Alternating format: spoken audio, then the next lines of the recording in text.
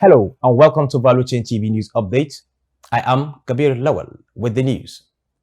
On the Value Chain TV News Update, few hours after the Nigerian Labour Congress (NLC) and the Trade Union Congress (TUC) gave a 14-day ultimatum to the federal government about embarking on a warning strike, the federal government has said it will resume the payment of the 35,000 naira wage award it initiated to cushion the harsh effect of the petroleum subsidy removal on federal workers.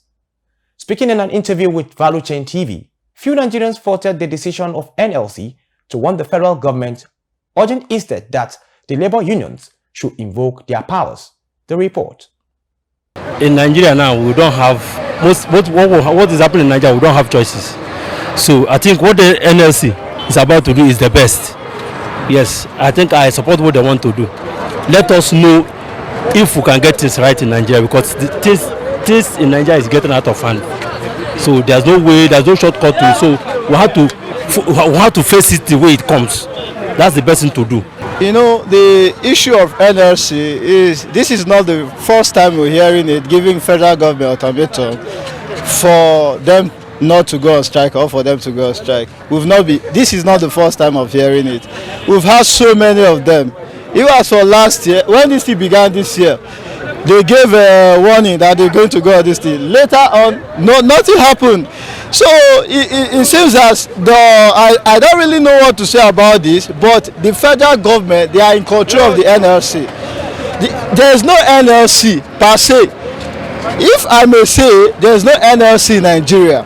We don't have NLC in Nigeria. The federal government, they are the NLC. They are regulating the whole thing, because the NLC, they don't have power. The organized labor, manufacturers, and economic, financial, and legal experts have warned the federal government against removing electricity subsidy as suggested by the International Monetary Fund (IMF). IMF had in a recent report advised government to completely phase out the fuel and electricity subsidies as part of measures to address Nigerians' economic challenges. This is coming at a time when the country is battling with high cost of living resulting from the removal of fuel subsidy on the advice of IMF and the World Bank. We have seen the danger, the hardship, the removal of subsidy as it relates to fuel, the type of hardship it has caused in the Federal Republic of Nigeria. And before one profiles a solution or suggests that further subsidies should be removed in other social amenities we are enjoying, they would have been able to give us account of the benefit that we have derived from the removal of the subsidy.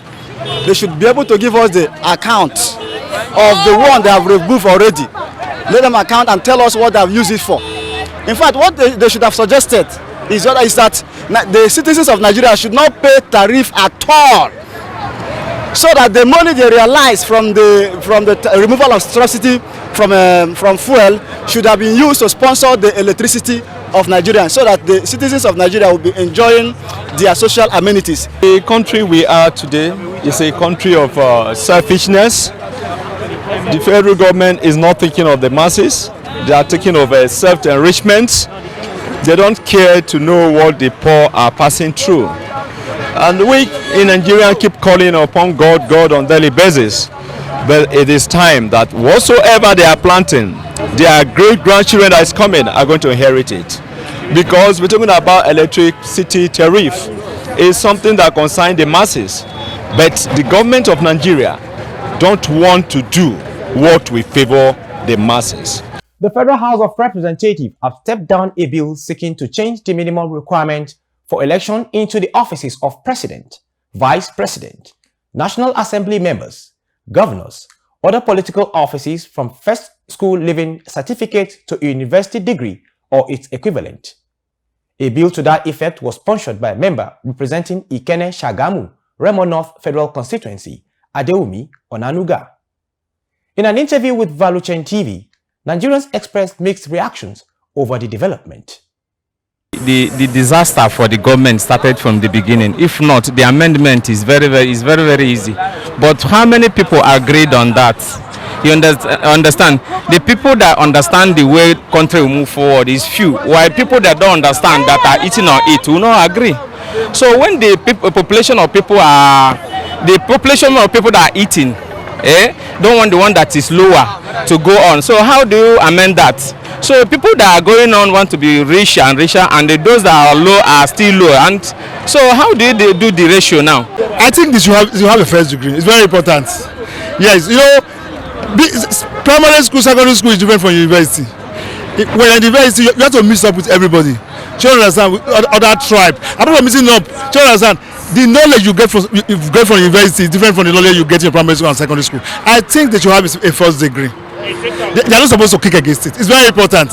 Do you understand? It will also help them to govern very well, because some of them are even secondary school dropouts because they have money bags. Do you understand? They just use their money and get to power and decide to do what they like. If they are really educated, they should know that they are supposed to help their people. I support the idea of them getting a first degree. Nigeria has retained its position as the most increased crude oil producer of the Organization of Petroleum Export Countries, OPEC, for January 2024. This was disclosed by OPEC's monthly oil market report for January. OPEC noted that using its crude oil production based on direct communication, Nigeria's crude oil production increased by 91,000 barrels per day from 1.335 million barrels per day in December 2023 to 1.427 million barrels per day in January 2024. The managing director of Aradel Holdings, Mr. Adegbite Falade, has identified limited access to capital, compliance hurdles, infrastructure complaints, and low investment level as part of numerous challenges facing the oil and gas industry.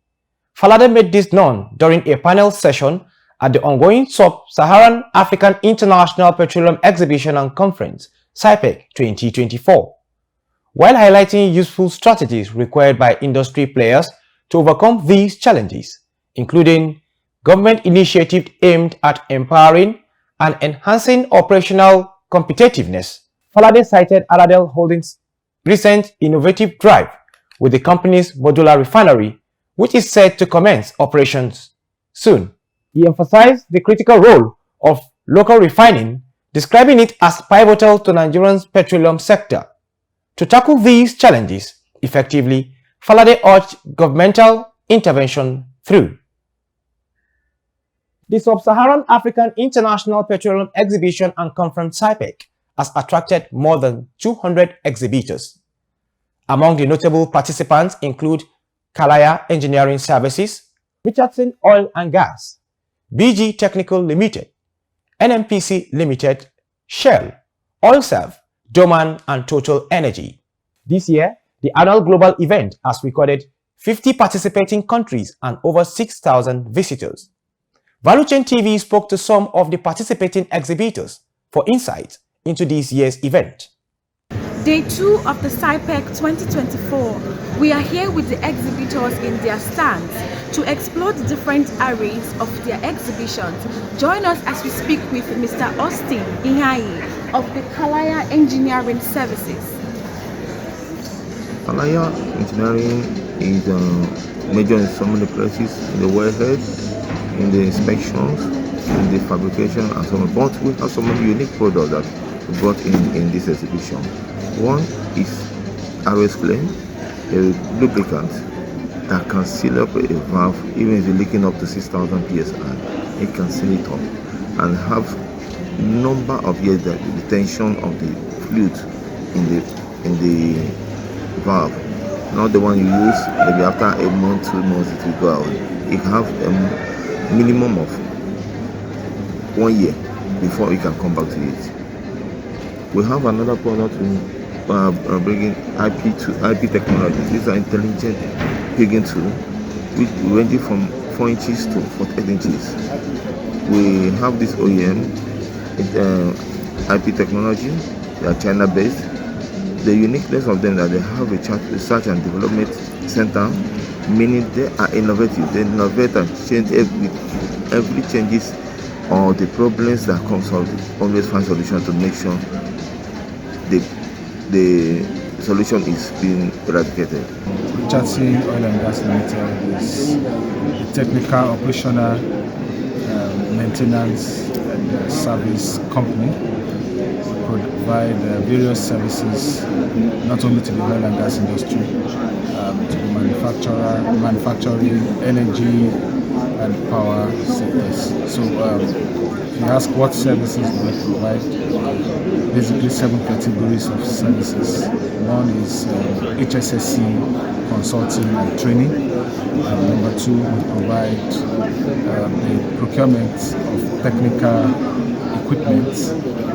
Number 3, we provide waste service management.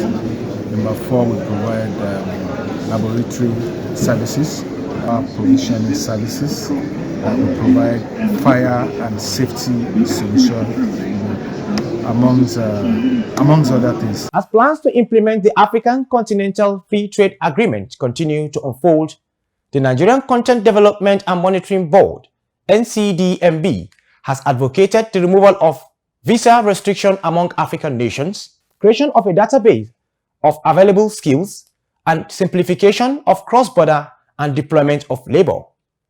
The Executive Secretary of NCDMB, Engineer Felix Omosola Ogbe, made these recommendations in Lagos at the Nigerian Local Content Energy Summit. The Executive Secretary stressed the need to unlock barriers that are inhibiting free intra-African trade and advise African leaders to create unified codes and standards for goods and enhance trade felicitation programs. The Nigerian Senate has passed a vote of confidence on the country's service chiefs and heads of security agencies. This disclosure was an outcome of an 8-hour closed-door meeting at the Red Chamber of the National Assembly. Chad Moses completes the report. During the meeting, Senate President Godswill Akpabio emphasized the importance of a unified system of identification, calling on the federal government to implement it. Akpabio commended the security chiefs for their effort and urged the Interior Minister to take action in this regard, stating that it would greatly benefit Nigerians. Furthermore, the Senate President assured the security chiefs of not only the support of the Senate, but also the entire National Assembly. The vote of confidence reflects the belief that the security chiefs have responded effectively to the country's security challenges.